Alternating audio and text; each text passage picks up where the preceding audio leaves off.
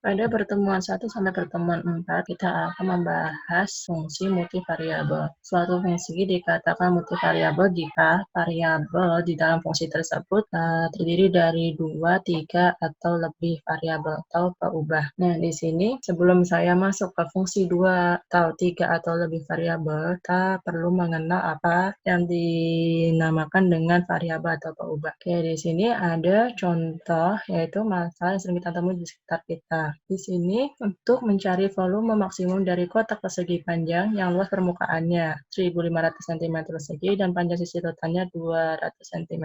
Saya tidak akan menyuruh kalian untuk mencari berapa volume maksimumnya. Ini hanyalah sebagai contoh untuk melihat variabel yang digunakan di sini 2 atau 3 variabel. Di sini kata kuncinya adalah volume. Nah, pertama di sini dari kotak persegi panjang. Kita lihat persegi panjang biasanya variabel digunakan sebanyak 2, yaitu panjang 1 variabel, kemudian lebar 1 variabel.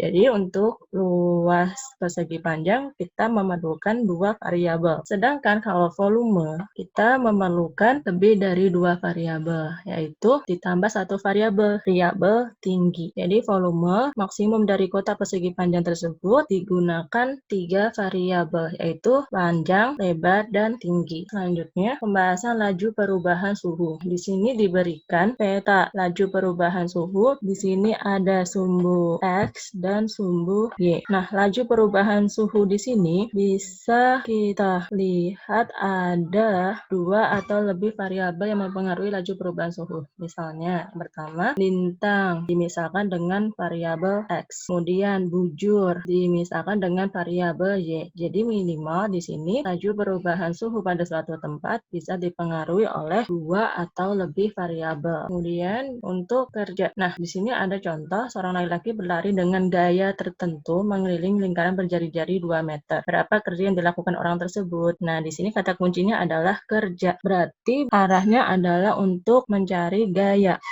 Dalam fisika kita tahu rumus dari gaya yang disimbolkan dengan F besar itu sama dengan M dikali A. M adalah massa, kemudian A adalah percepatan. Untuk percepatan sendiri terdiri dari jarak dibagi dengan waktu. Nah, berarti di sini untuk gaya atau kerja kita gunakan 3 variabel. Yang pertama, massa tadi satuannya biasanya adalah kilogram. Kemudian untuk percepatan. Nah, contohnya saya ambil parameternya itu meter per second kuadrat. Berarti variabelnya yang pertama jarak yaitu simbolnya misal ambilnya satuannya adalah meter, kemudian waktu kita ambil satuannya adalah detik. Jadi di sini 3 variabel. Variabel pertama adalah massa, satuannya kilogram, kemudian variabel kedua jarak dengan satuannya meter, variabel ketiga adalah waktu dengan satuannya detik. Kemudian di sini untuk mengkaji fungsi 2 variabel atau lebih dapat dilakukan dengan 4 cara. Yang pertama yaitu cara verbal. Oke, melalui uraian kata-kata seperti contoh tadi. Kemudian numerik. Nah, numerik di sini yang digunakan adalah bukan menghitung tapi melalui tabel nilai. Kalau aljabar cukup dilihat melalui rumus eksplisit. Kemudian kalau visual,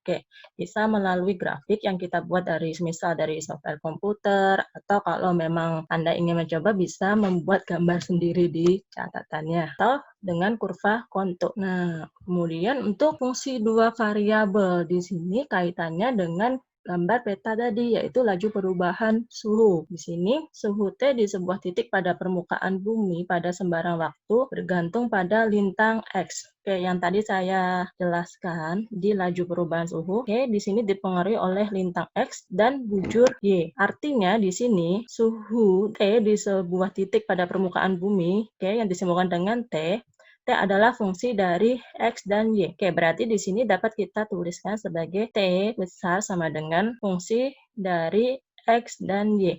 Fungsi dari X dan Y. Berarti di sini ada 2 variabel, yaitu variabel X dan variabel Y. Lain halnya di sini dengan volume. Kalau tadi contoh untuk motivasi 1, kita hanya perlu 2 variabel atau 2 peubah. Sementara pada motivasi 2 ini, di sini volume V dari silinder atau tabung lingkaran bergantung kepada jari-jari R dan tinggi H. Oke, di sini rumus dari volume yaitu Pi R kuadrat kali H. V fungsi dari R dan H. Karena di sini fungsinya hanya bergantung pada jari-jari dan tinggi, berarti kita hanya membutuhkan dua variabel atau dua peubah, yaitu peubah pertama adalah jari-jari disimbolkan dengan R dan peubah keduanya tinggi disimbolkan dengan H. Lain halnya dengan pembahasan di paling awal tadi, yaitu volume dari kotak persegi panjang. Di sana dibutuhkan 3 variabel. Nah, dari contoh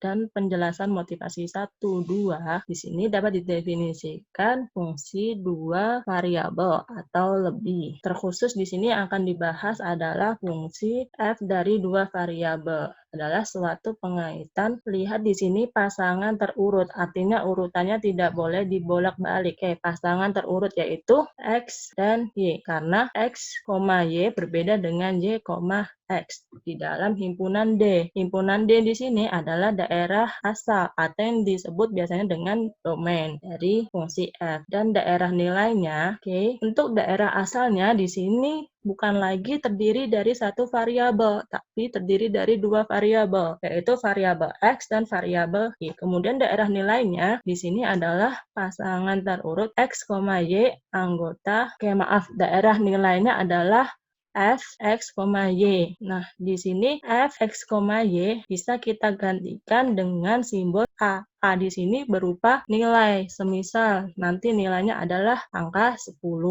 Nah, dinotasikan fungsinya untuk fungsi f, x, y bisa dinotasikan dengan Z. Fungsi f, x, y di sini atau Z sama dengan f, X, Y, variabel X dan Y disebut variabel bebas. Kenapa disebut variabel bebas? Karena kita bebas menentukan berapapun nilai atau angka yang akan kita gunakan. Kemudian variabel Z di sini disebut variabel tak bebas karena nilainya dari variabel Z bergantung dari variabel bebas, yaitu bergantung dari nilai X dan Y yang kita berikan. Makanya Z disebut dengan variabel tak bebas. Jadi fungsi dua variabel adalah fungsi yang daerah asalnya. Ingat tadi daerah asalnya terdiri dari dua variabel, yaitu variabel X dan variabel Y. Makanya di sini berupa himpunan bagian dari R2, bukan lagi R tapi R2 karena terdiri dari dua variabel, yaitu misalnya variabel X dan variabel Y.